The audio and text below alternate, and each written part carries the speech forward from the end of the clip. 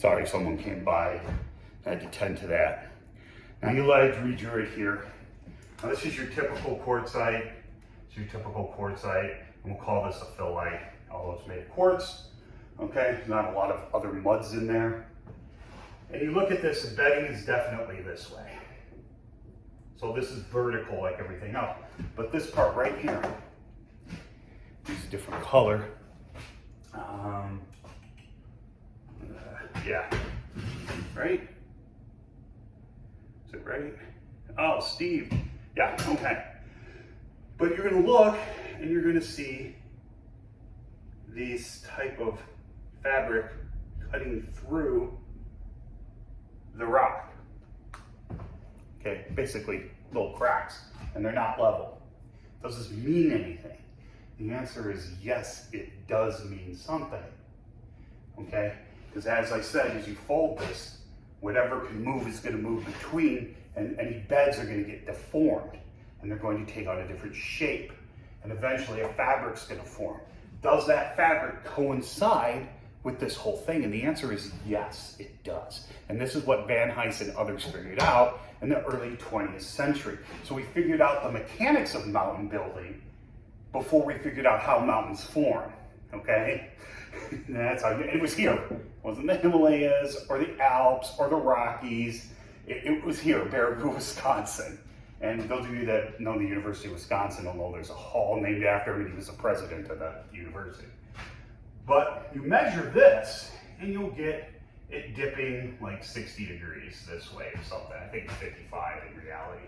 So in your rock, it actually, this fabric cuts over here, and it kind of goes like this, okay? Just do that.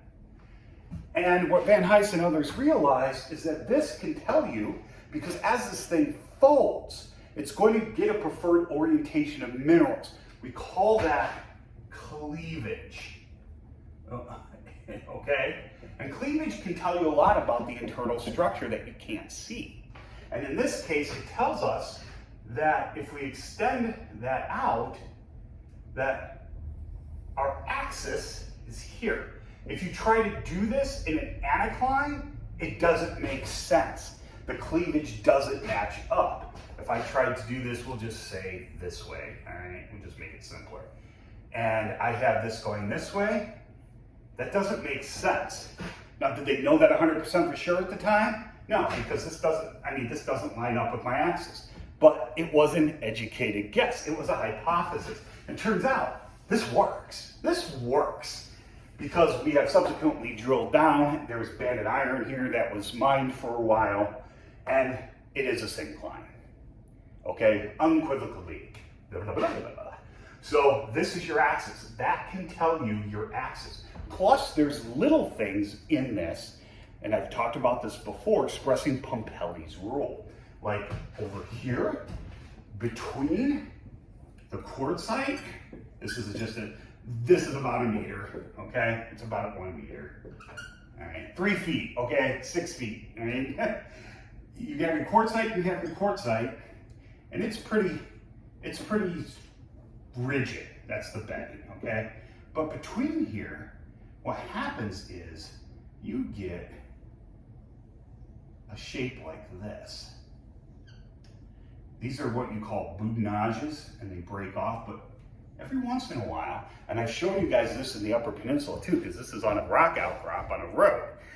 This is called Pells' rule, okay? And what it basically says is whatever's small can be reflective of the larger structure. Because you can't see this, okay? But why we'll put a scale here. We'll just say that's 1 kilometer, okay? Just to make people happy, all right? So here, I have the structure expressing itself, and if memory serves, there are cleavages that go like that.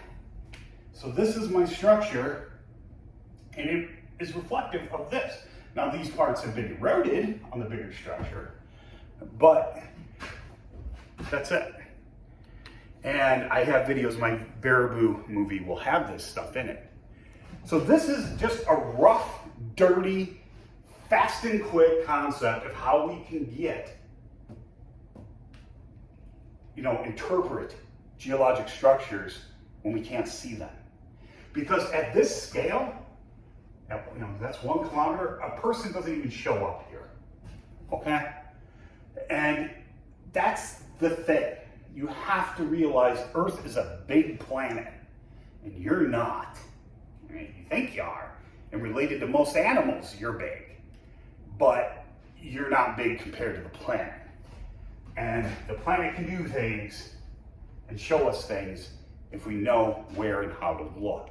So this is one of the ways geology makes predictions, testable predictions. It's not all looking at rocks, going ooh ah, throwing them over your shoulder and making interpretations. That's not how this works. All right, and this is a lot more like engineering. Okay, so it has to do with things, I've talked about these things before, stress fields, those type of things, okay? And synclines like this form through compression. So we know that during Paleo times in the Precambrian, we had stress fields going this way. And it favored ductile over brittle deformation. So, and we have a new concept now that this is an entirely new orogeny, actually part of several. The Picaris is one and stuff like that. And this deposit here, even though it's southern Wisconsin, there are purple quartzites. Some of you may be familiar with the Sioux quartzite in, Minnesota. And there's other quartzites in Wisconsin further north, the Flambeau, the Waterloo, the Barren, I believe, stuff like that. That this sheet was actually continuous. And they're not as deformed. So we were on the forefront of the mountain range. So to our south here, probably 50 kilometers was where the orogeny was taking, or was where the shoreline was. Let's say that was where the shoreline was. Maybe even less than that. And then as you go further north in Wisconsin, the orogeny had less and less of an impact on the state, which means, well, we had a big sand sheet cover. So we pulled zircons from this, and those of you who've heard me talk before, in sedimentary rocks, it's meta-sedimentary, so it's the same thing. Some people, if you go north, and if you brought a Canadian geologist, Precambrian geologist down here, they call this a sandstone. That's its protolith. They wouldn't even call it a quartzite, although technically it is. It is a quartzite, okay? So we pulled zircons and we got ages. Well, we figured how old it was, and that fell in line pretty much with our ages, but we got some that were on the order of, I forget the exact numbers, 3 billion years old. Well, that means those zircons were sourced from rocks that were 3 billion years old. And the closest place at the top of this, by the time this thing was finishing depositing, is in northwest Canada, in the Northwest Territories. So that means this sand sheet, just like the Cambrian sands did, it was bigger than the Cambrian sands, covered the entire proto-continent of North America, which is known as Laurentia. Okay? So, sand coming up in the Cambrian sands, limestones, things as such, as the seas transgress in the Cambrian, don't hold a candle to the sandstone sheet that covered, because the sandstones are nowhere near 2 kilometers thick in the Cambrian. So, this has happened before. And that's the only explanation, is that these zircon, and there's a lot of them. So it's not like an anomaly. So yeah, there's still stuff to figure out, still stuff to discover. But anyway, I hope you guys found that somewhat interesting. I'm not gonna edit this. I'm gonna put part 1 up and then part 2 up. So just so you know, and please check out my merch and my books. That new astronomy book is out. Well, I wrote it a quarter century ago for my own purposes, but I scanned it and published it, and I'm working on the 2023 version, which obviously isn't going to come out to 2024. But the data, it's basically assembled. I just got to make sure I'm not, there's not massive typos in it or anything, or miscalculations. But anyway, that's it. If you have any questions or comments, please leave below, and I hope you learned something.